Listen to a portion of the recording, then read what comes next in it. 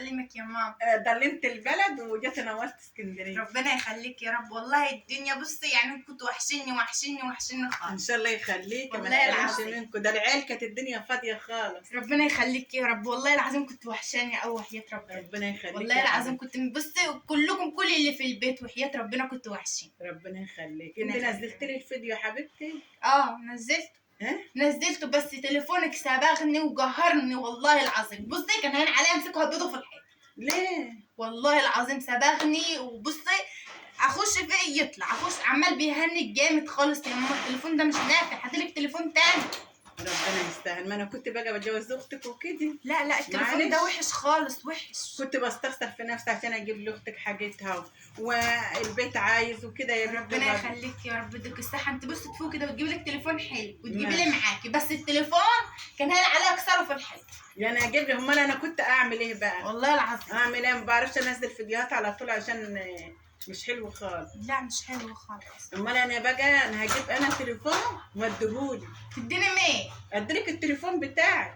لا يا ماما انا مش عايزه التليفون بتاعك ده، انا بقول لك كنت هين عليها بيضه في الحيطه هاخده معايا. لا انا عايزه تليفون جديد. يعني انت تاخديه على بال ما اجيب لك واحد، اجيب انا واحد يعني انت تجيبي لك واحد وتديني انا التليفون القديم البيع؟ اديهولك يعني هو على قدك يعني برضك كده، انت مش تعملك بسيط يعني. على قد ازاي يعني؟ على قد ازاي؟ لا انا عايزه واحد جديد. لا مش مهم، انت تجيبه وهاتلي انا.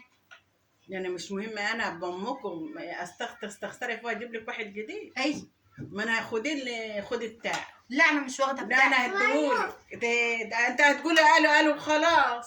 انت عايزه لك كده هديهولك. لا انا مش عايزاه، مش واخده تليفونات ولا عايزه حاجه.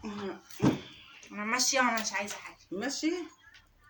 وفي اختي عايزه قال تاخد التليفون بتاعي، بقول لها خدي التليفون بتاعي وانا هجيب واحد جديد، وشويه هبقى اجيب لها واحد، تقولي لا انت ما تجيبيش واخد ايه وتجيبي لي واحد جديد وتخلي ده معاك. حقي صح؟ مش عايزه تاخد التليفون بتاعي وتقولي انا هتجيبي لي واحد جديد. انا هل ينفع ولا ما ينفعش؟ مش عارفه والله اعمل ايه. انا مش عارفه ايه كلامها دي. الواحد ما يستكبرش على حاجه، الناس مش لاقيه تاكل.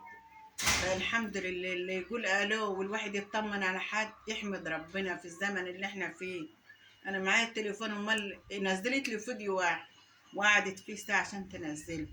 امال سلفتها بقى اللي كل شويه تنزل لي فيديوهات، ولا تقعد بالساعه تنزل فيديو عشان بيهنك ويطلع.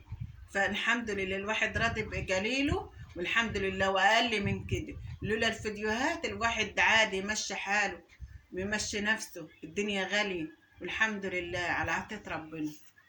الحمد لله على الدهولة ربنا.